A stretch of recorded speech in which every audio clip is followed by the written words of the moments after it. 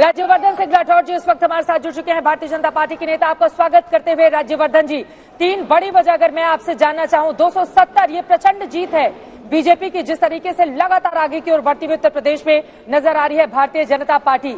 3 बड़े कारण, इसके पीछे की बड़ी वजह क्या गिनाना चाहेंगे आप?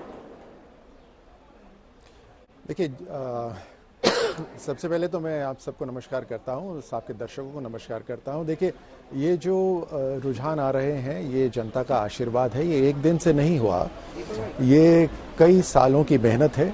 एक विश्वास जब जनता में होता है कि इस पार्टी में, इस पार्टी की लीडरशिप में, इस पार्टी के कार्यों में, और जिस तरह की राजनीति भारत में हो रही थी, जिस तरह की राजनीति इन प्रदेशों में हो रही थी, उससे हटकर जो राजनीति दिखी, उससे विश्वास हुआ। अब उसमें सुशासन भी शामिल है, उसमें योजनाएं घर घर तक पहुंच रही है वो भी शामिल है, उसमें महिलाओं की सुरक्षा शामिल है, ये सभी चीजें इसके अंदर शामिल हैं। ये तमाम बड़ी बातें आप गिनाते हुए दिखाई दे रहे हैं, लेकिन यहाँ पर आपके कई ऐसे मुख्यमंत्री के चेहरे हैं।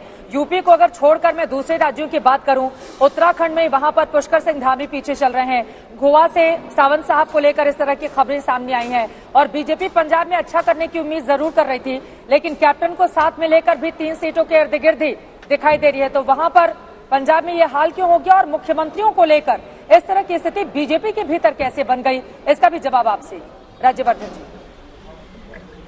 आपका सवाल मुझे पूरी तरह सुनाई नहीं दिया, बीच बीच में कट रहा था, लेकिन जितना मैं समझ पाया हूं मैं उसका उत्तर देने की कोशिश करता हूं। देखिए, ये जो 4 राज्यों में जिसके अंदर भारतीय जनता पार्टी पूरी तरह से लीड कर रही है, वहां पर भारतीय जनता पार्टी का काम जनता को दिख रहा था, और उस वजह से जनता को भारतीय जनता पार्टी की लीडरशिप में, उनकी नीतियों में, उनके काम पर, उनके लीडरशिप पे विश्वास है। पंजाब की जहां आप बात कर रहे हैं, पंजाब के अंदर अभी तक पंजाब के लोगों ने कांग्रेस पे को आजमाया, उन्होंने अकाली दल को आजमाया, लेकिन भारतीय जनता पार्टी ने कभी वहाँ पे सरकार नहीं बनाई है। भारतीय जनता पार्टी की लीडरशिप वहाँ पे नहीं रही है, और हमारी शुरुआत वहाँ पर अभी हुई है।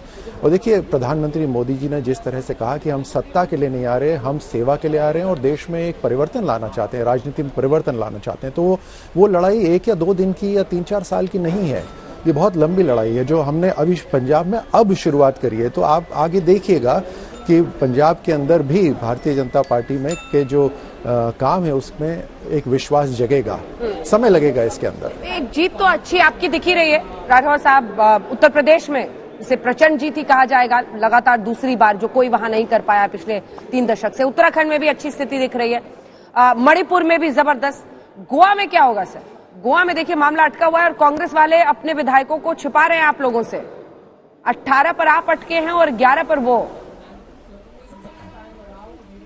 जिस तरह की नीयत होती है, इंसान वैसे ही काम करता है। तो जो ये कांग्रेस पार्टी जो छुपाने के काम कर रही है, ये दशकों से ऐसा ही काम करती आई है, तो वो अपनी नीयत के हिसाब से अपना काम कर रहे हैं। भारतीय जनता पार्टी गोवा के अंदर सरकार थी, और इस बार फिर वहां पर सरकार बनाएगी, उसमें कोई किंतु परंतु की बात ही नहीं है। तो किससे संपर्क साध रहे हैं? ये जो अन्य वाले हैं उनसे साध रहे हैं, किससे बातचीत चल रही है? कुछ, चूंकि आप केंद्रीय मंत्री रह चुके हैं, अगर प्रकाश डालें कि आप कह रहे हैं कि सरकार आप ही की बनेगी, कैसे बनेगी सर?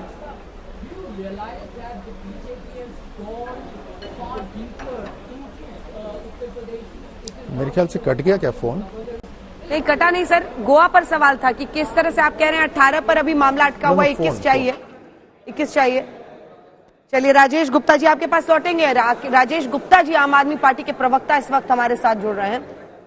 89 सीट्स, लेकिन गोवा पर चर्चा हो रही थी। गोवा वो ख्वाब रह गया आम आदमी पार्टी के लिए गुप्ता जी। पहले तो अगर यही जो रुझान है वो नतीजों में तब्दील होते हैं, तो पंजाब में एक बहुत बड़ी जीत आप लोगों के हाथों में आ रही है।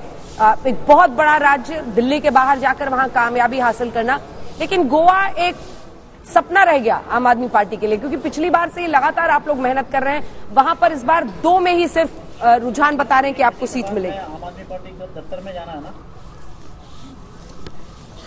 ना। देखिए, गोवा में बहुत छोटी सीट्स हैं, आपको मालूम है, तो अभी रुझान बार बार बदल भी सकते हैं। मैं फिर भी ये कहना चाहूंगा, मैं इसे मान भी लूं, क्योंकि अभी आपने जो पंजाब की बात करी, और पूरी इंडिया की इंडिपेंडेंस के बाद में चौथी बार ऐसा होने जा रहा है कि किसी पार्टी की सरकार 2 स्टेट्स में बनने जा रही है। यह अपने आप में हिस्टोरिकल है, ऐतिहासिक है।